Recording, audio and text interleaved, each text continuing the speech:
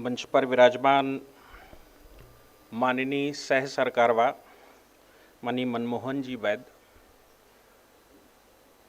इस प्रांत के प्रांत संघ चालक जी, सेवा विभाग के सेवा प्रमुख माननीय पराग जी और इस पूरी भागीरथी प्रयास जो सेवा गाथा को हम देख रहे हैं उसका प्रयास करने वाली ऐसी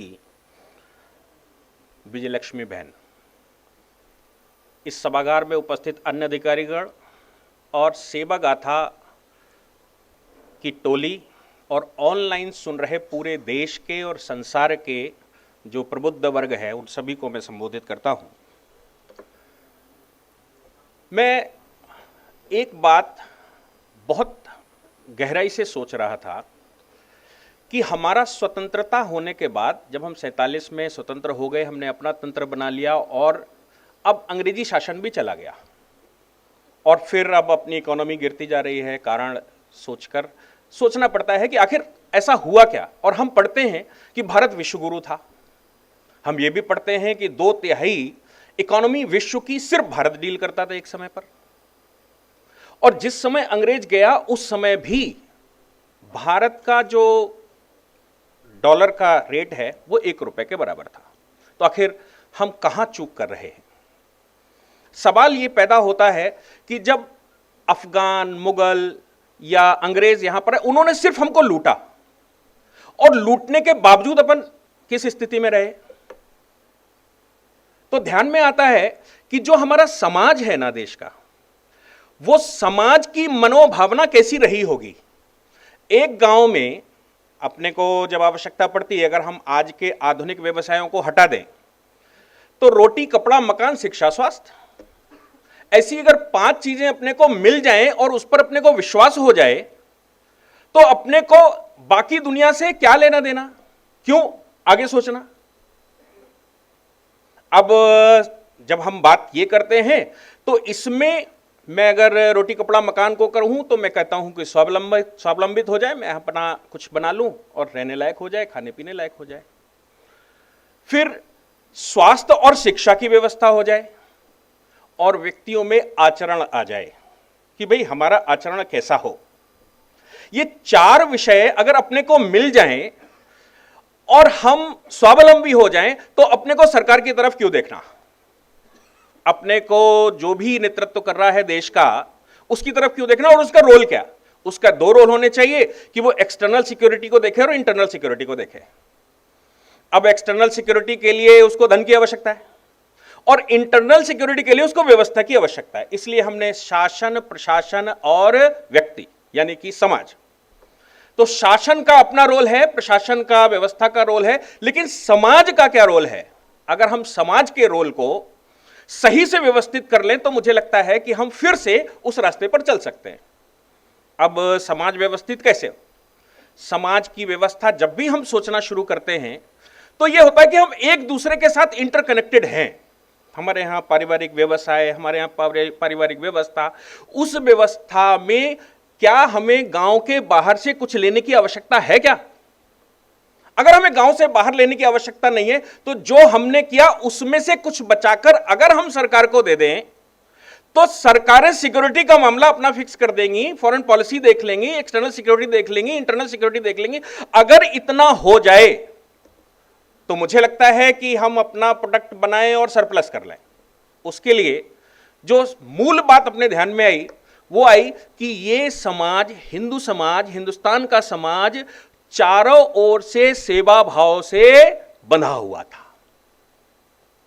और अगर सेवा भाव से बंधा हुआ था और हम थोड़े से विचलित हो गए हैं, और विचलित हम केवल 70-75 साल में $1 से 75 रुपए पर आ गए, तो मुझे लगता है अगर हम वो स्वावलंबन, अगर वो स्वास्थ्य और शिक्षा एक दूसरे के सहयोग से देश में शुरू कर पाए, मन बना पाए, समाज को पुनः खड़ा कर पाए, तो मुझे लगता है कि बहुत कम समय पर, चूंकि आज तो स्वतंत्रता का समय है, हमारी अपनी सरकारें हैं, हमारा अपना तंत्र है, इन तंत्रों में आज हम संसार को बीट करने की, संसार के साथ प्रतिस्पर्धा करने की स्थिति में आ सकते हैं।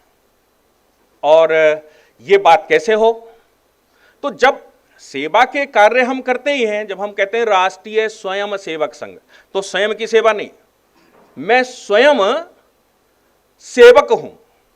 और मैं अगर सेवक हूं तो क्या मेरे करने का कुछ ऐसा काम है जो हम समाज के लिए कर सकते हैं? और अगर हम उस काम को समाज के लिए करने के योग्य हैं और कर सकते हैं, तो यह समाज का मनोभाव कैसे बने? उसके लिए समाज में जो लोग भी काम कर रहे हैं वो इंडिविजुअल कर रहे हैं या संगठित रूप से कर रहे हैं, क्योंकि सेवा आप कर रहे हैं तो एक संगठित सेवा करेंगे और दूसरी सेवा हम इंडिविजुअल करेंगे, व्यक्तिगत कर देंगे। हिंदू समाज का स्वभाव है कि 100 में 95 लोग सेवा करना चाहते हैं, कुछ ना कुछ करना चाहते हैं, लेकिन उनका मन नहीं बनता, मैं अकेले कैसे करूं, मेरे साथ व्यवस्था नहीं है, मेरे साथ अपनी समस्याएं हैं। तो क्या संघ ने जो संगठन बनाया है उस संगठन में सेवा भाव से संगठित रूप से हम जुड़ सकते हैं? अगर हम इंडिविजुअली जो मुझे लगता है मैं नहीं कर पाऊंगा, अगर मैं संगठित रूप से वहां जुड़ जाऊं जिनके पास पूरा संगठन है, जिसका स्ट्रक्चर बना है, तो हमें लगता है कि जो मैं एक दिन में कर सकता हूं या एक साल में कर सकता हूं वो हो सकता है 2, 3, 4 दिन में हो जाए, तो मेरी स्पीड 100 गुना बढ़ सकती है। और इसके लिए आवश्यक है कि संगठन की जानकारी हो, समाज की जानकारी हो, जो लोग इंडिविजुअल सेवा कर रहे हैं या संघ के प्रकल्प सेवा कर रहे हैं उनके विषय में समाज को पता हो, और समाज को पता हो तो उसका मन बने, और समाज का मन बने तो वो फिर से जुड़े और समाज का परिवर्तन करे। मुझे लगता है कि ये जो सेवा गाथा का कार्य संघ ने शुरू किया, ये अपने प्रचार के लिए नहीं, समाज का मन बने, ऐसा पराग जी ने भी अभी बताया। तो ये विषय पूरे देश में पूरी शक्ति के साथ जो लोग भी समाज में रहते हैं, कार्य कर सकते हैं, वो समाज का कौन सा हिस्सा चुने। क्या हम ये कहानी को, ये गाथाओं को आगे बढ़ाने के लिए भी तो काम करते हैं, तो हम सेवा कर सकते हैं, ये भी हमारी सेवा है। समाज का मन बनाना भी हमारा काम है। मुझे लगता है कि इस वेबसाइट के और जो जितने सारे हमने विजय लक्ष्मी बहन ने जो बताया, इतने सारे हमने वो प्रचार के माध्यमों का इस्तेमाल किया है, उनका जितना ज़्यादा हम प्रचार कर सकते हैं, जितनी बातों को अपने अपने तरीके से समाज के सामने रख सकते हैं, वो हम सबका दायित्व बनता है कि हम रखें, और ऐसा करके भारत को पुनः उस स्थिति में ले जाएं जिस स्थिति में भारत को हम देखना चाहते हैं। मुझे लगता है कि चूंकि मेरा विषय लंबा रहता है, लेकिन आज हम सब लोग माननीय सहसार कारवा जी को सुनने के लिए आए हैं, इसलिए मैं अपने शब्दों को यहीं पर पूर्ण करता हूं। जय हिंद, जय भारत, वंदे मातरम। संस्करण। लोग अक्सर ये सवाल पूछते हैं कि राष्ट्रीय स्वयंसेवक संघ करता क्या है। यदि इसका जवाब आप जानना चाहते हैं तो आप www.sevagatha.org पे जाइए और जानिए कि संघ का एक ममतामयी चेहरा जो हर निर्बल को सबल बनाने में लगा है। सेवा की गाथा कहने जैसी होती है। गाथा कहने वालों को भी गाथा कहते कहते प्रेरणा मिलती है, सुनने वालों को भी मिलती है। अपनी अपनी भाषा में यह गाथा कही जाए तो अधिक सुदूर लोगों तक हम हमारी बात पहुंचा सकते हैं। इसलिए ये सेवा गाथा का आरंभ होना 4 वर्षों से लगातार इसमें लगे हुए सभी जो कार्यकर्ता गण हैं वे, और गुजराती भाषा में भी आरंभ करने के लिए जिन लोगों ने सारे परिश्रम किए हैं उन सबका मैं